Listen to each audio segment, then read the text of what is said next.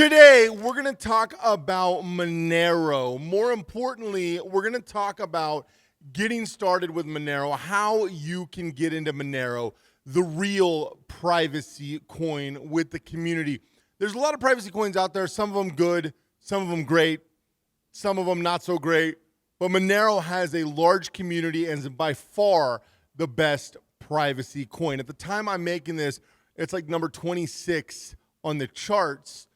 It's a project that people actually use. So let's go ahead and talk about how you can use it. I don't know if you saw this, but the CEO of Coinbase just came out and said that the SEC, Securities and Exchange Commission, wanted Coinbase to delist every single crypto except for Bitcoin. Every single one. And he talked about, well, how it'd be the end of crypto in the United States and would have ripple effects to wreck the crypto industry worldwide. He also talked about why Coinbase and other exchanges don't list Monero, and it's because regulatory pressure when it comes to privacy coins.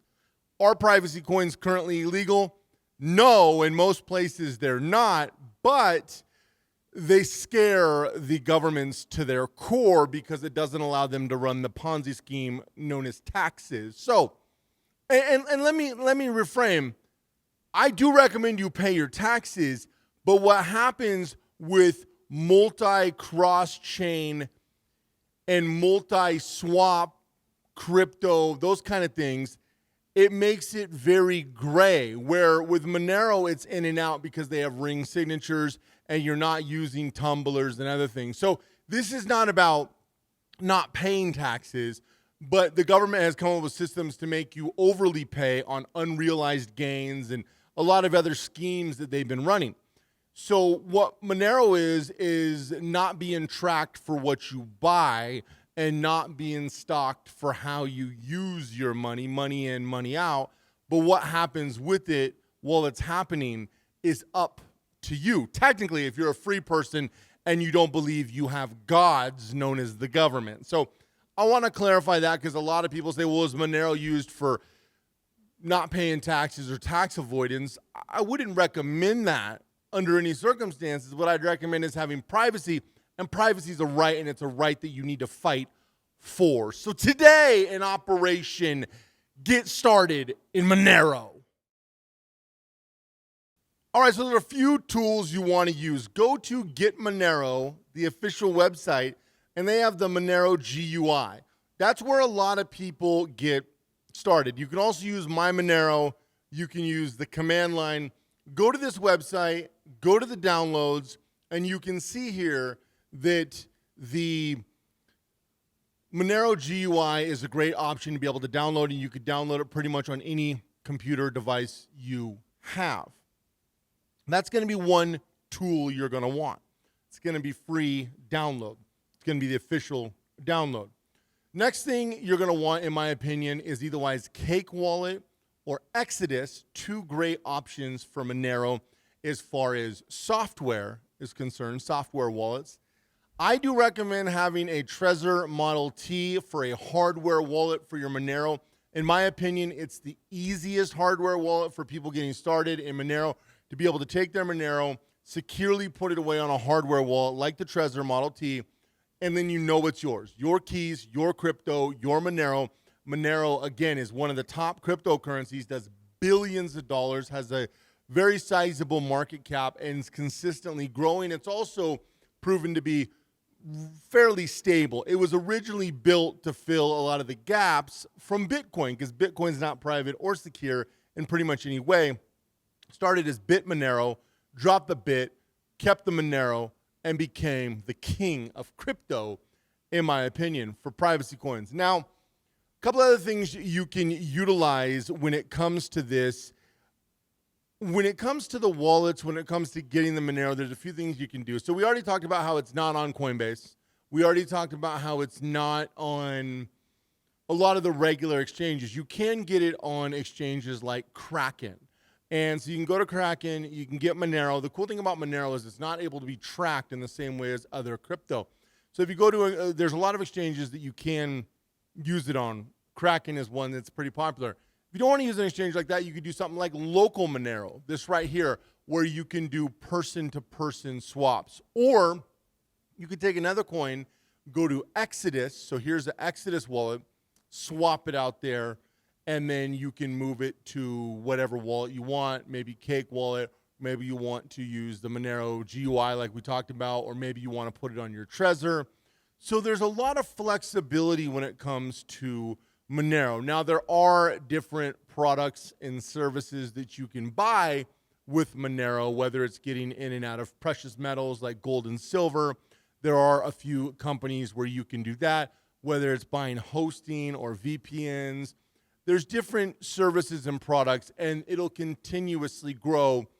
But also, if you're going peer-to-peer with Monero, it's between you and that peer, and it's not able to be tracked in the same way as if you use, for example, XRP, or if you used, for example, Bitcoin or Cardano, or nothing wrong with any of that, but that's a different scenario when it comes to going from one to the other, as opposed to utilizing something like Monero where its core function is privacy. Now, privacy is very important in the crypto space when it comes to keeping your anonymity as we go into Web3 and as we go into the potential for a CBDC or the potential for gray markets, which we're seeing a lot of gray markets pop up all around the world, most notably recently in Africa.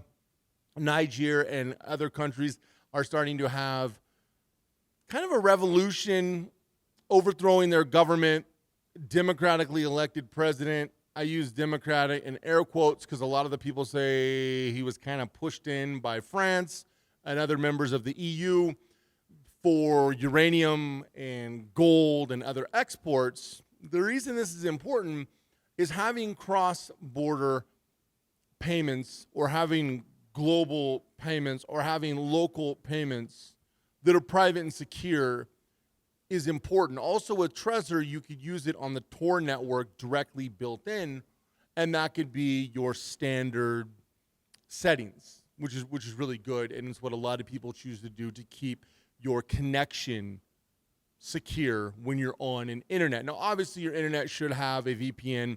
You should be using a virtual box, then using your Trezor app, and then using your hidden wallet on Trezor with your passphrase, your passcode, and then putting your Monero there. Now, if you're buying on local Monero and going straight to, let's say, Cake Wallet, Exodus, doing a swap, that's one thing. Or if you're keeping it, I would go directly from purchasing it on an exchange like Kraken or a local Monero, are two common ways, straight to your hardware wallet if you're not going to use it in the short term. If you are, something like Cake Wallet or Exodus would be great options. Another option is My Monero. It's pretty popular. It's not one I use as much because some of these other options I like more. And then another option that a lot of people use is the command line, which is what I personally use. You can see the Monero command line, Get Monero, and it kind of breaks down a lot of these different features. But if you're not very technical, you might not want to use this method if you don't understand how it works. I understand that most people are looking for more plug and play, copy an address or copy a QR code and send it. Just make it super simple. I totally agree. I totally understand. And this method will allow you to do that. So that's the thing with Monero, because Monero is the key fundamental privacy coin currently that exists. There's other privacy projects that are coming online that support this, but having that ability to utilize it on a peer-to-peer basis is probably the most important thing. Having stability in Monero is one of the most important things. Should you buy Monero? Well, that's up to you, ultimately. I'm a big proponent of it. I've said a million times, this is my quadrant: gold, silver, Monero, Bitcoin. 4 great commodity assets that'll be there for you when you need them.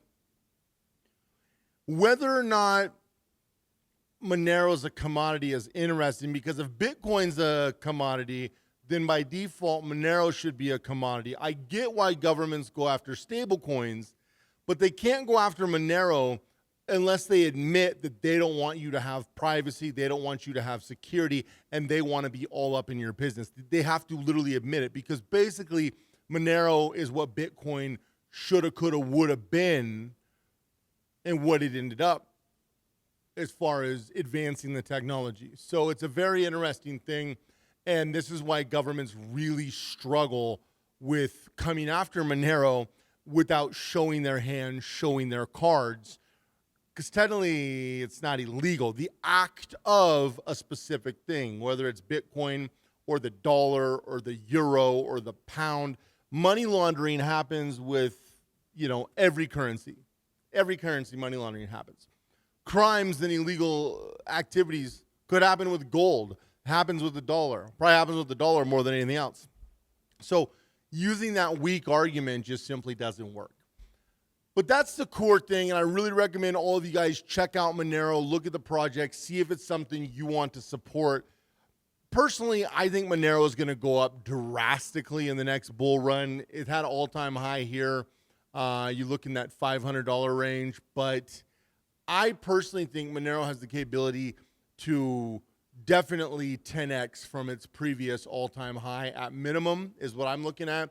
Everyone I'm talking to in the space, in the privacy space, based on real numbers, based on the use case, based on the market cap of Monero, based on the growth of transactions, based on so much adoption from people. The more suppressive and oppressive these governments get, so much more comes into it. And again, it makes it really hard to say Bitcoin's a commodity and Monero is not. It makes it really hard to outlaw privacy coins just blanket without a serious issue. So this is why you see a lot of this stuff in the space. Now, will they try? Of course. Have they outlawed it in communist countries like China? Of course, they outlaw everything there. But it's one thing that you got to keep in mind, and it's also something that you actually hold that is yours, that is backed by a community and privacy. So would you rather back a fiat currency that is worthless and built on militaries, because that's really all fiat currencies are built on, nuclear weapons and militaries, or would you rather have something that's backed by a community of like-minded people? Now, I do have to disclose, because a lot of people ask me, because I talk so highly of Monero all the time, am I involved? No, I'm not involved. I've never been involved in the Monero project. I'm just somebody who's been an early adopter because I've seen the value relatively early on. Not too early. Monero's been around for closing in on a decade, but I've been an early adopter and I've seen the value. But this is something that I say as somebody who's used it for a long time. I'm not part of the Monero organization or the individuals, which, some of them are actually known and some of them are not as known. It's not a Satoshi Nakamoto type situation, but it's also not a Vitalik Buterin type situation, right? It's somewhere in the middle, I guess you could say, based on some of the information that's out there. So I recommend doing your own research. Don't buy it based on anything I said. Don't buy it based on anything anybody else says. Use the information I gave you to start going down the road to see if it's something you're interested in. But one of the number one questions I get is, how do you get Monero, and what are the best tools Monero? What are the best ways to get started in Monero? Like I said, exchanges like Kraken or exchanges or using something like local Monero is a great way to start. For the software versions, Exodus and Cake Wallet, great ways to start. Trezor Model T is very easy to use, secure for all of you to be able to have your Monero. The GUI is really good, and My Monero really good. Now, there's a lot of other tools, a lot of other resources, a lot of other layers to Monero, but this will get you started, and so many people are looking to get started. And if there's one project that I'm super bullish on in the next bull run, Monero, because of its use case, because of its utility, and because if you look at the geopolitics and what's happening, it's going to be one of the most valuable. Now, do I think it's going to flip Ethereum or flip XRP or flip Bitcoin? No, I don't. But do I think it's going to be in the top 10? I do. I absolutely think it's top 10. And again, we're not talking about some coin that's currently 339 or 1,800. It's currently in the top leaderboards, and it has been for a long time. It's been stable. It's been something that's been around. It's been something that's tested. It's been tried to be broken by multiple government agencies. They failed multiple times. Then they put out a false story saying that they cracked it. Then they had to admit under oath that they didn't.